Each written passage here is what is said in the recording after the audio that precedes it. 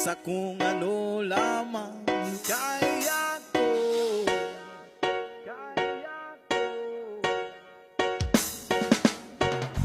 Bigang-biga na sa mga problemang di masolusyonan agad. Parang wala nang bukas. Pwede bang umiwas?